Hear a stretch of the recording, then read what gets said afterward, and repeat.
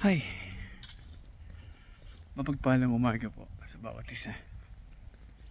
Pastor Sam, the Hub of Christ International, here in California.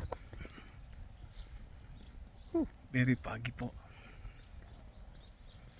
Sa malamig, papasok na naman po tayo. Just a part-time job.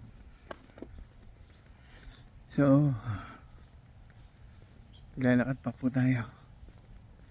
It's about 12 minutes. 12 minutes walk sa pinapasokan. Yun po ang foggy to walk with. Ang malamig. Malamig ngayon. So, it's winter na po daw. Kaya, ganun ang climate ngayon, change.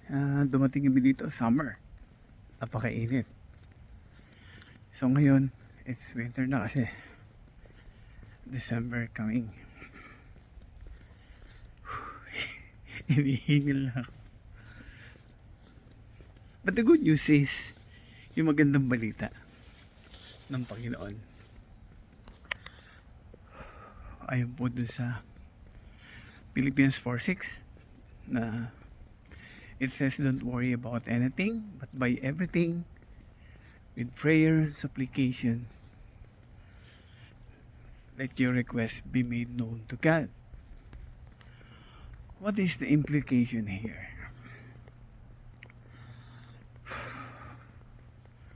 As a servant of God, as a believer, as a person who trusts God, trusts Jesus, and it's a command to do not worry. Why? Why it says that? That in Philippians 4:19 is said, I'll supply everything you need according to His riches in glory by our Lord Jesus Christ. So it's a promises, and it shows that Jesus is there beside you always. As in Hebrew 13:5 said, I'll never leave you nor forsake you. So, he said, don't worry. Don't worry about those. Because problem occurs in our life. Everyone, no exemption. So, he said, don't worry. I remember in Joshua 1:9. Yeah, he said, I will be with you wherever you go. I will be with you till the end of the world. So it shows that the promises of God are always with you, because you are a child of God. You're born and you trust Him. You are here on earth for a purpose. So for those who trust God, He's also telling you, don't get tired of doing good work. Don't get tired of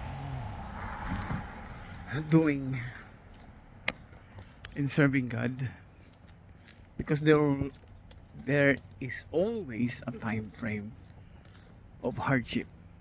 Kasi sabi nga ng kasabihan, di ba? Umiikot ang mundo. Hindi lahat ay problema. Meron din naman tawanan.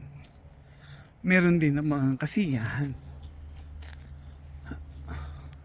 Life. It's called life.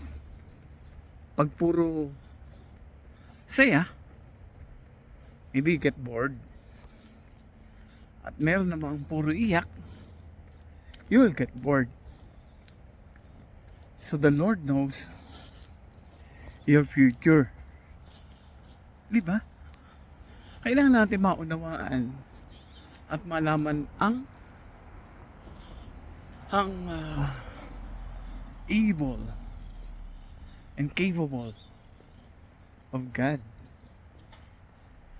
That He is omniscient, He is omnipotent, He is all-knowing, di ba?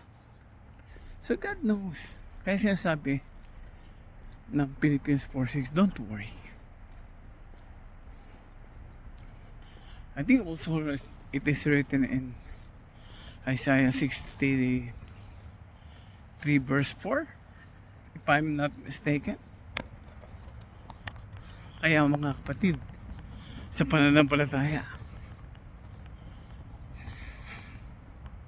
have faith that Jesus reign sa puso mo. Kasi ang plano niya sa atin is best. That is ayon sa Jeremiah 29:11. So, dito na hinihigil ako po. It's so foggy. Zero visibility. Okay po. So, put all your trust in God. Because you are a child of God. So God bless po. Bye.